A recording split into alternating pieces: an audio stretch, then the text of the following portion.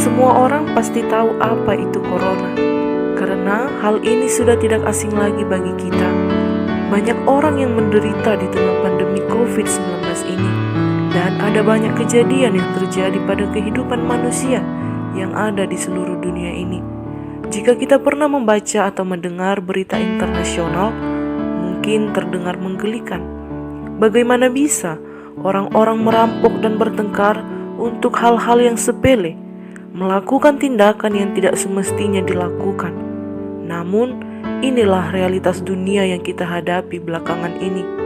Kala pandemi virus COVID-19, berbagai belahan dunia, masing-masing orang mencari cara untuk bertahan dan menyelamatkan dirinya.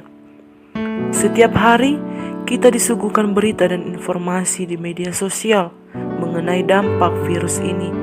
Kita tahu bahwa virus ini sangatlah berbahaya, tapi yang tak kalah berbahayanya adalah bagaimana manusia meresponnya. Di tengah krisis dan ancaman, manusia menunjukkan sifat buasnya, keinginan untuk menyelamatkan diri sendiri tanpa berpikir tentang orang lain. Sebab orang Kristen, kita tidak dipanggil untuk hidup bagi diri sendiri. Kita dipanggil untuk mampu menjadi berkat bagi dunia, terlebih di situasi saat ini. Seperti yang tertulis dalam kitab Matius 5 ayat 16, dikatakan, "Demikianlah hendaknya terangmu bercahaya di depan orang, supaya mereka melihat perbuatanmu yang baik dan memuliakan Bapamu yang di sorga." Apa sajakah yang perlu kita lakukan di tengah situasi saat ini? Yaitu mengembangkan rasa solidaritas. Solidaritas adalah kemampuan untuk merasakan suatu penderitaan orang lain, merasa senasib, perasaan setia kawan. Solidaritas sebenarnya adalah sifat alami yang muncul dalam diri manusia. Di saat bencana datang, ia tetap tenang dan saling membantu, saling berbagi, dan menguatkan satu sama lain. Bencana bisa menyerang siapa saja, dan tentunya seperti penyakit yang terjadi saat ini. Yang paling rentan adalah mereka yang berusia lanjut dan kekuatan fisiknya lemah. Namun, melihat situasi dan beberapa berita internasional bahwa krisis karena pandemi corona ini tak cuma memunculkan kisah-kisah seram terkait penyakit dan juga ekonomi yang menurun, tetapi kisah yang memantik kembali harapan kita. Jika kita melihat di Tiongkok, ketika warga Wuhan diisolasi, mereka saling menyemangati. Begitu juga di Italia, terutama di Napoli dan Siena, orang-orang menyanyi dari jendela rumah mereka, saling memberikan semangat, terkhususnya bagi mereka yang terinfeksi. Solidaritas seperti inilah yang selayaknya kita kembangkan dalam keseharian kita. Kita bisa mengesampingkan perbedaan-perbedaan yang ada di dalam diri kita terhadap orang lain. Terlebih dalam situasi saat ini, rasa solidaritas adalah hal yang penting yang harus kita lakukan terhadap sesama kita dan orang lain.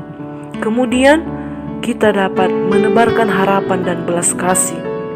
Seorang ibu di Pulgia mengatakan kalimat yang menjadi viral di media sosial, yaitu "Andra tutto bene", yang artinya semua akan baik-baik saja.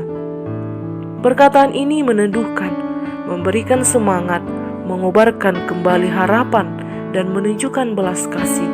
Semua akan baik-baik saja bukan berarti mengingkari peristiwa buruk yang terjadi saat ini, tetapi perkataan ini mengajak kita untuk melihat jauh, melampaui hari ini, bahwasanya harapan akan hari depan yang baik tetap ada. Pesan dari ibu itu tidak cuma untaian kata, tetapi mereka yang membacanya seolah diajak berdoa dan yakin bahwa ada Tuhan yang memelihara kehidupan manusia. Di tengah kondisi krisis dan ketidakpastian, kita tidak dipanggil untuk bersikap takut dan lemah, tetapi kita dipanggil untuk melangkah dengan harapan.